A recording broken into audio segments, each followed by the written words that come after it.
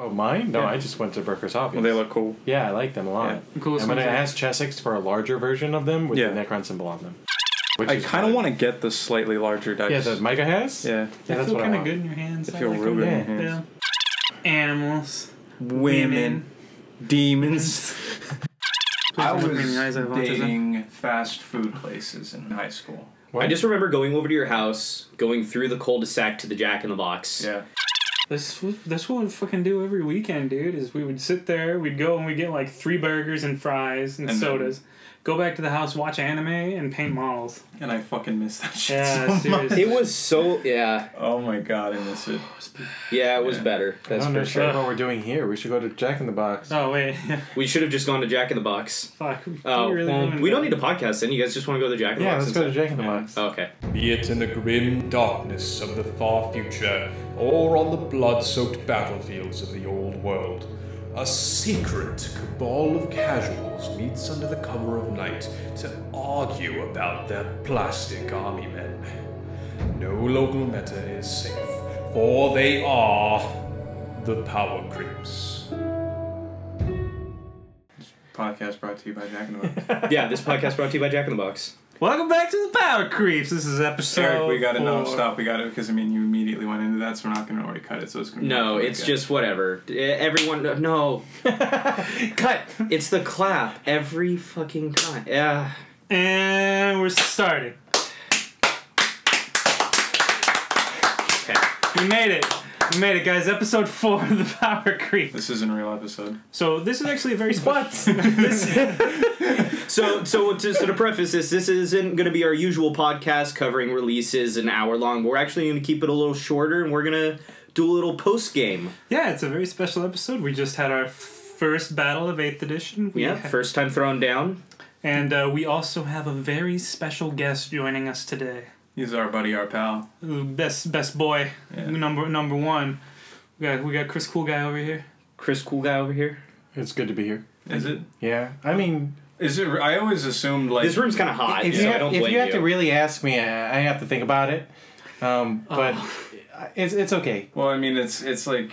We don't have a lot of exposure. This is just like hanging out with your friends. This is basically just talking to us in a room without really the fan on. Yeah. That's really just all this is. The room's nice. It's a nice room. We're Micah's house today. Yeah, we're just switching up the location today. Had to get a quiet room to podcast in. Yeah. We played a couple-hour game earlier. I was playing Necrons. Yep, and I got to dust my Tau off for a first game in a very long time because 7th edition Tau was a little unfair and wasn't the most fun to play with. But I'm getting to put them on the table again. That was pretty nice. It's a little bit more fair now. I mean, everything kind of baseline. Yeah, I don't want to say that the Tau got nerfed because I've only played one game and I did win. I did win.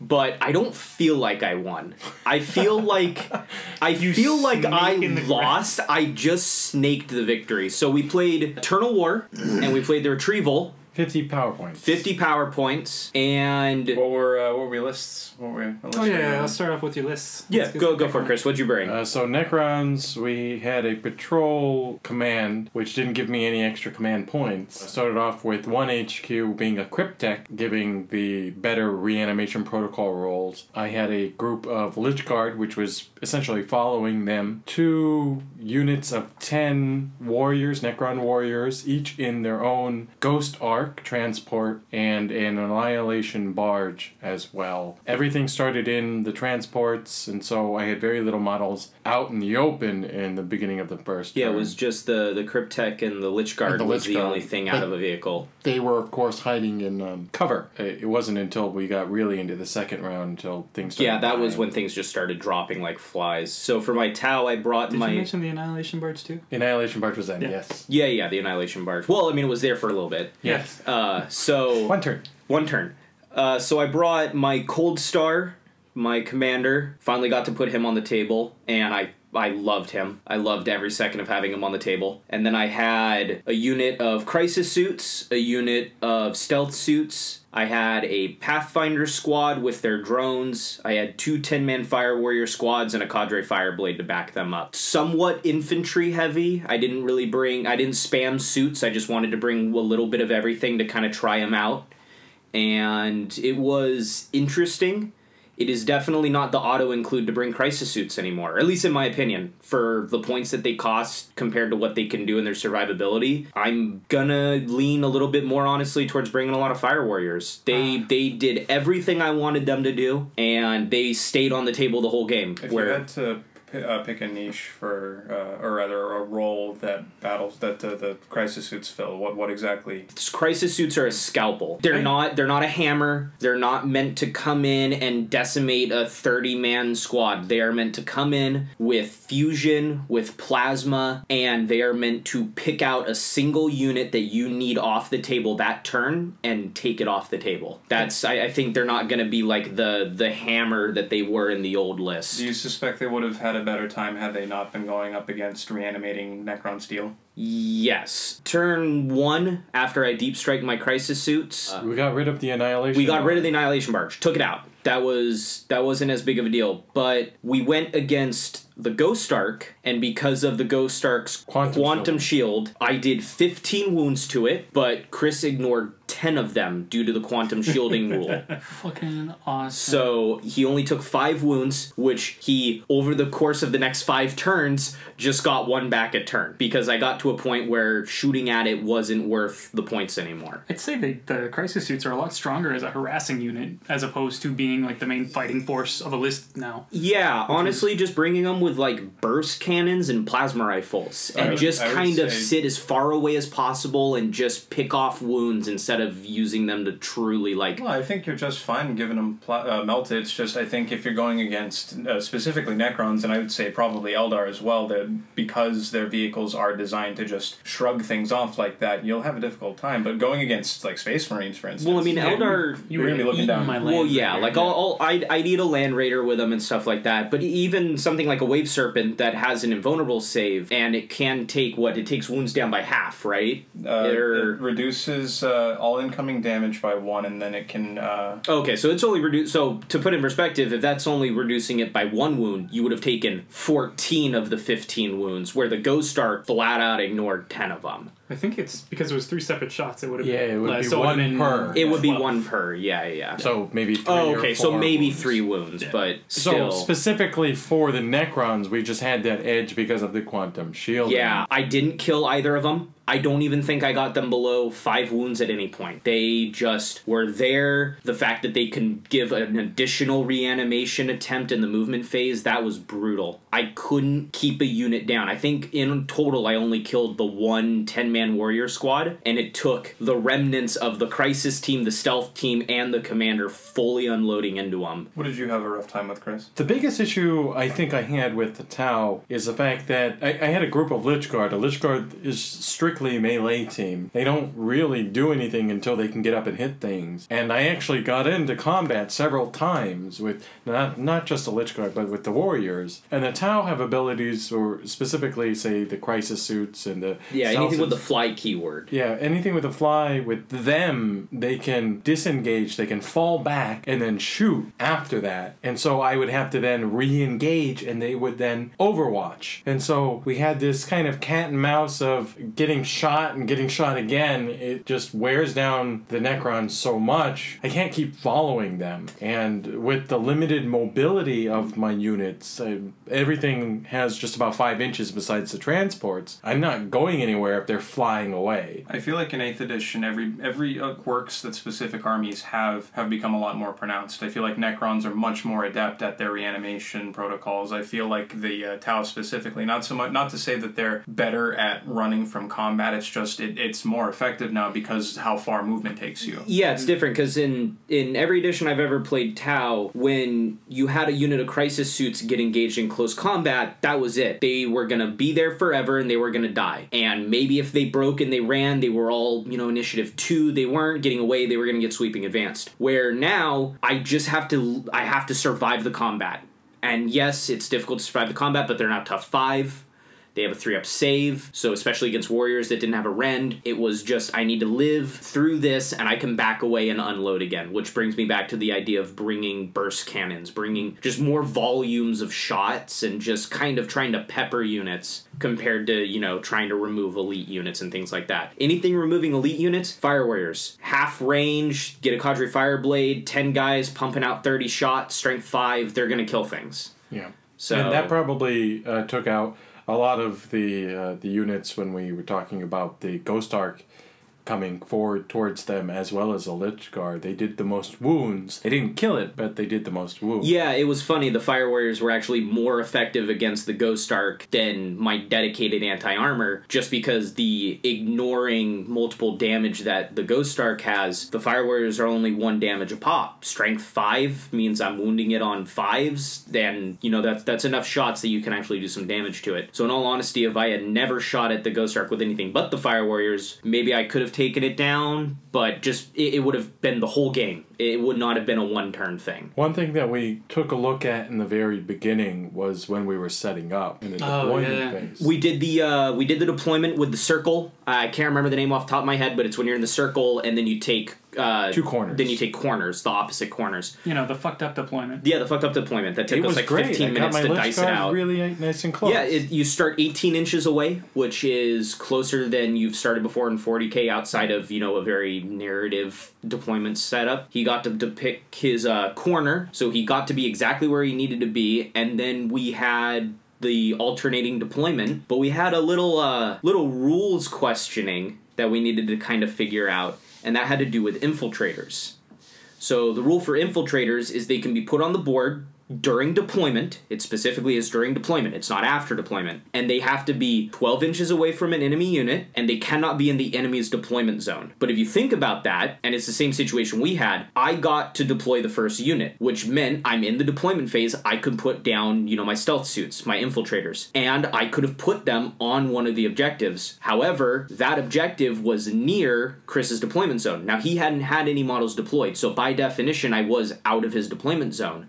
But all he had to do was stick a Ghost Arc there, in his deployment zone, totally allowed to, but now that conflicts exactly with the infiltrate rule, and we weren't exactly sure how to handle that situation. Because when you think about infiltrate, you think it's going to come in after something has been placed down. You think you're, like a chess move, you're anticipating a reaction, rather than placing it first and having somebody else react to it. And so we were a little concerned that, yes, you could have placed it right next to my area, and I could have placed mine right next to yours, but would have been the smartest move. It wouldn't have been the smartest move on my point, or on my end, but it did bring up an interesting point of, if I was to put it, you know, an inch away from his deployment zone when he has nobody in it, I'm now deployed an inch away from his guys, because my model was there when there wasn't anything within 12 inches, and during deployment you can't move a unit that's already been deployed. When they're deployed, that's where they are. You don't get to, you know what, actually they were over here. So it brought up kind of an interesting point. Maybe the question is whether or not I can bring models in my deployment zone, you know, how many inches away from yours, whether they're not in my deployment zone. And 2, we were talking about whether or not this infiltrate unit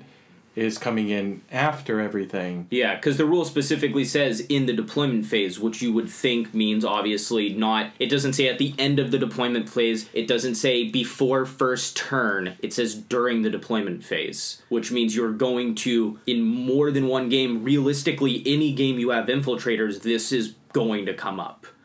So we decided to do it closer to 7th edition, where I just deployed them last. Chris had less units than me, so just when he was done deploying, I placed my last 2 infiltrators 12 inches away for the friendliness sake of the game to just start. Were there any other instances where there were, like, conflicts with the rules, or...? Not necessarily conflicts, but there was a couple moments where we kind of had to go back and reference again, and it was the whole cover save thing. Just when do you get a cover save, when don't you? Yeah, our terrain doesn't have footprints. It wasn't too bad. I don't think we had too much of an issue with that. It's just a couple extra minutes of just looking over the rules and being like, well, okay, this is what it says. Yeah, realistically, we didn't want to go through the game assuming what the rules were because so much has changed from 7th to 8th edition. Making an assumption was when you're going to start getting rules wrong. So really, anytime we were questioning it, we looked it up. And for the most part, we kind of went through the game pretty smoothly. It's a lot of just checking our own units. Chris, what unit you think performed the best, and what unit do you think performed the least? Well, I really like how the Lich Guard performed. Whether or not they did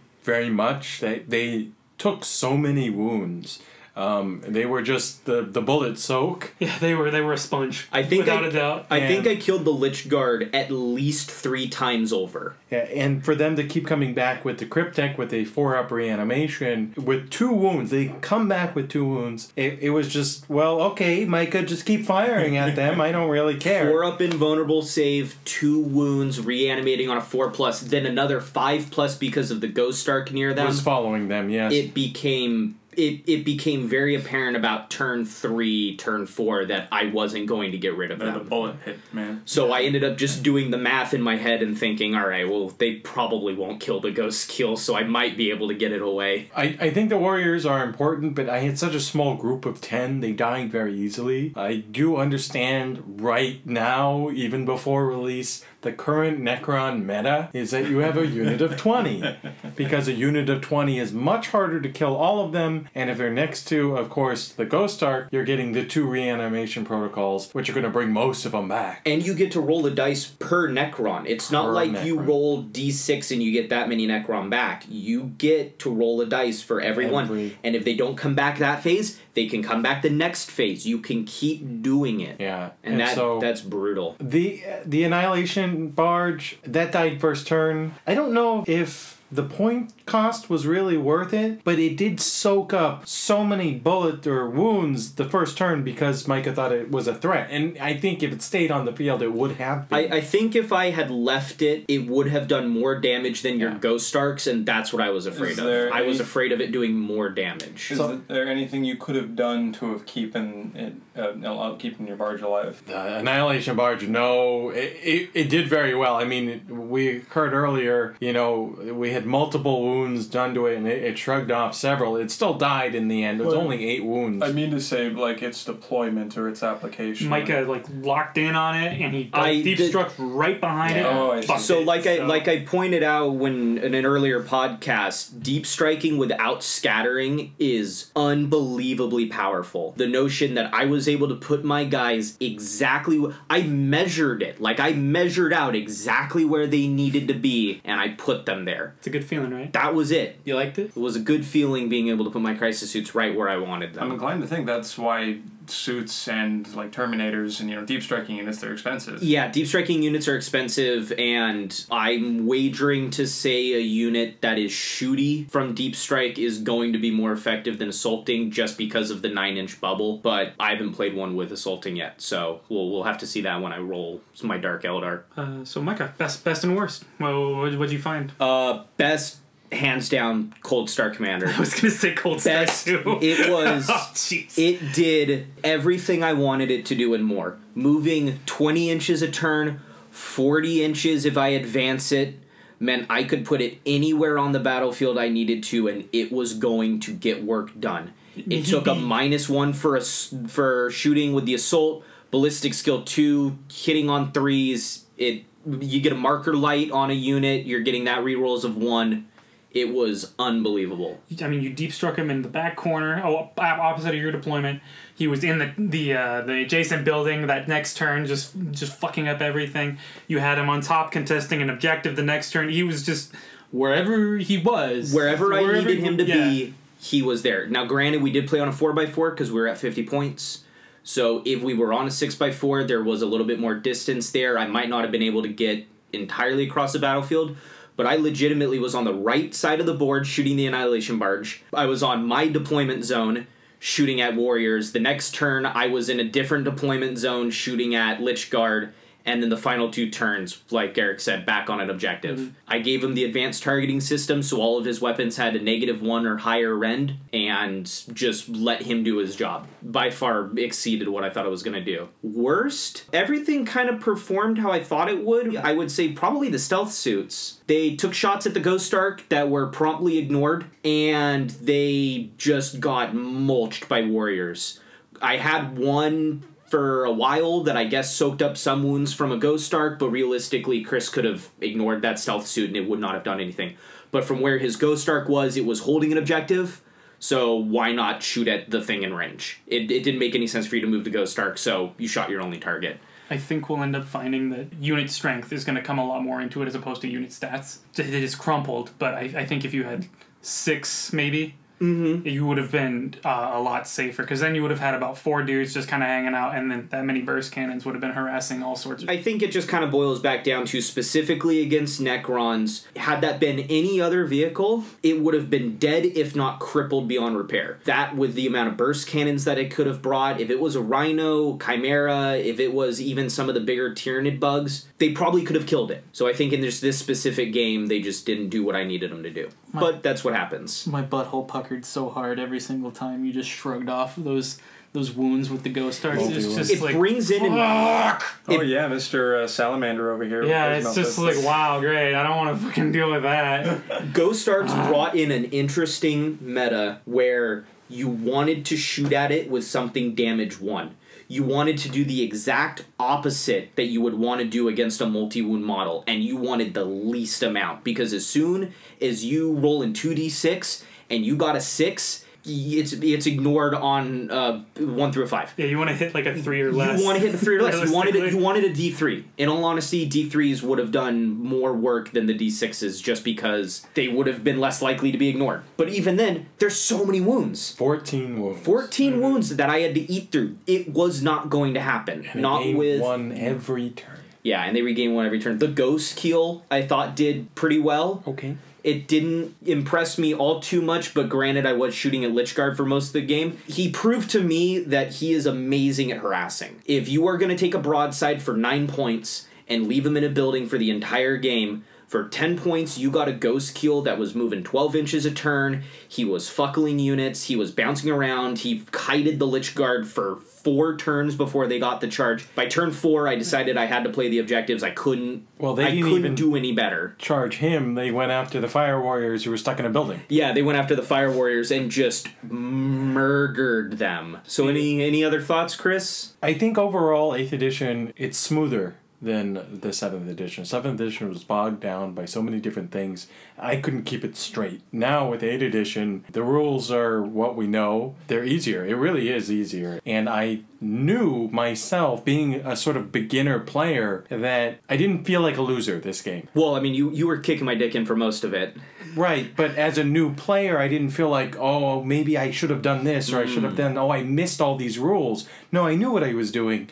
And I was able to act accordingly. It was only a contested point that, that made me lose. Yeah, the game ended with me deciding that I needed to get the objectives, so I sent my Cold Star 40 inches away to contest 1. I ran all of my Fire Warriors into a building with another. My Pathfinders held 1 the entire game, and it just ended up coming down to the points. It felt like a more active game, honestly, which is kind of nice, especially with like the Ghost Keel, which usually I know in 7th you see a lot of people just kind of hanging around and just harassing stuff. Yeah, they keep it back. It wasn't a very active game. I felt it was all about who has the best guns and how are they going to put them on the field. But there's more going on. There's more. You have more incentive to walk around and kind of do stuff, which felt good. I had a reason to get my Fire Warriors out of a building and running after Lichguard. I got to a point where it's like, I got to get them over there. It's not like I'm setting up against an Imperial Guard parking lot. And I mean, this was without tactical objectives, right? This was Eternal War, so no tactical objectives. So that was when I remember one of the intents behind introducing the tactical objectives. They wanted to encourage players to move around more frequently and make the gameplay more dynamic. They accomplished that just by, the way the game is now structured. Yeah, just And I will say we did play Eternal War. We did have 4 objectives on the field, so we did have to think about contesting them.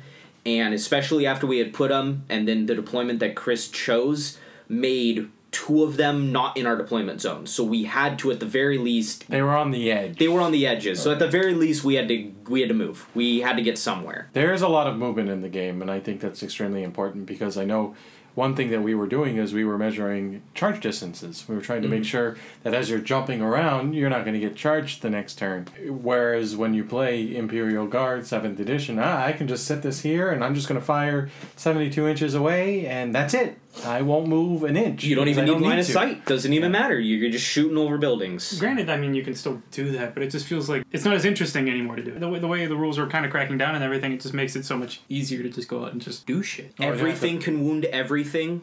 I was shooting Fire Warriors at a Ghost Arc. I wasn't worried about the fact that it was ignoring or it was, armor value, whatever, and ignoring me. I actually had the opportunity to wound it with everything I brought on the table. Yeah, unfortunately, Ian wasn't able to be there, but you've been reading the rules a lot more, so anything to add as far as tactics or whatnot? The biggest thing that I'm excited to see is just on the whole, the lasting durability of walkers, of vehicles, and I'm excited to see how that's going to alter gameplay. I feel...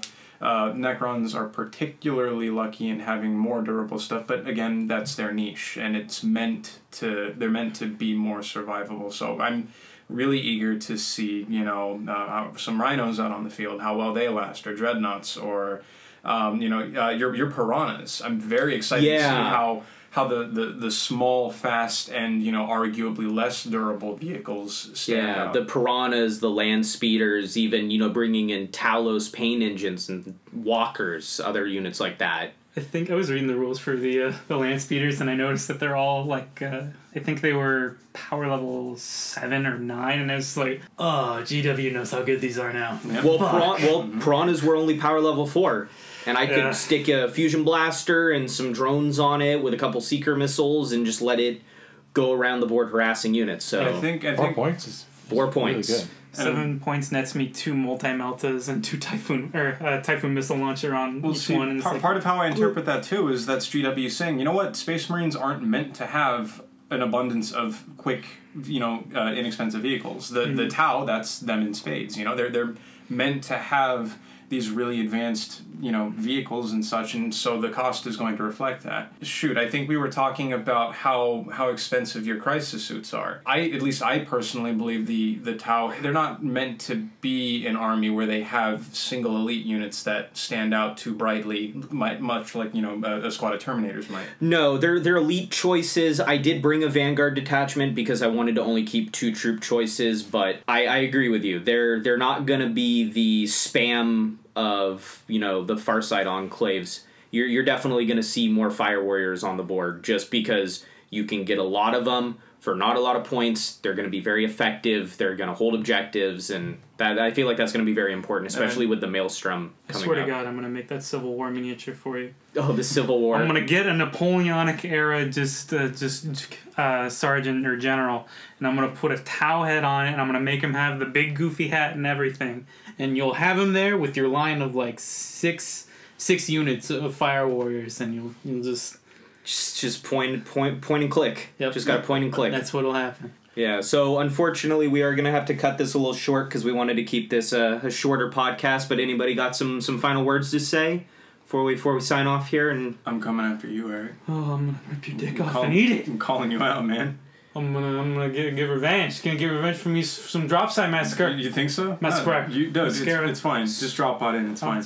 You'll be safe. We don't do that. You'll be safe and happy. We don't believe in that. We learned our lesson. So what are we talking? Word bears and salamanders? Oh, yeah. I think so. Word bears and salamanders. I got a couple things I still gotta put together, but it'll be fun, and I'm excited. How many points you want to do? 50's fine. You want to do another 50? 50's fine. 50 seems to be a good point limit. 50 seems to round about like 1,000 points of 7th edition. So I mean, our game took 3 hours, and that was with looking every single rule up, going very slowly, taking time, and 3 hours. which is, not bad. It's not an 8-hour game anymore. Ultimately, I'd like to make it up to 100-point games, but we do still need to learn the rules a bit more. And once it becomes once it comes to us more fluidly, I think that's something we can think about. I think the general agreed on point limit is going to be 2,000 points. That's what GW said. This is what we want the game to play at, and therefore that's what all the tournaments are going to be at. So I think we should start working towards. Yeah, towards 2,000 points looks like it's going to be roughly a 100 power level. Yeah. It's in that ballpark. You get all your bells and whistles that you're not paying for, but when you point it all out, it comes roughly around there. Yeah, it's like your 1,500 to 1,850, like the old tournaments. But that's what I think we'll get to eventually. But we're going to stick at our 1,000 points now, so we can get armies built and painted. We can start doing some battle reports, maybe. Well, let us know if you guys want to see some battle reports coming out from us. We might actually start filming things. We just gotta get our shit painted. Let us know if you guys want a calendar coming out this year. Maybe we'll release a calendar. Take pictures for all of us. This would be really fun. I'd love to do a calendar. Are you kidding me? Somebody go out and buy hotsweatysoursaurus.com. Please get that for us. Somebody get that domain. Yeah. All right. Well, we're oh god. All right. We're the power creeps. We'll catch you next time. We'll catch you guys next time. Thanks for listening. Love you. Bye. Bye, everybody. Bye. Erik, you can't keep stealing jokes from other podcasts. What are you talking about?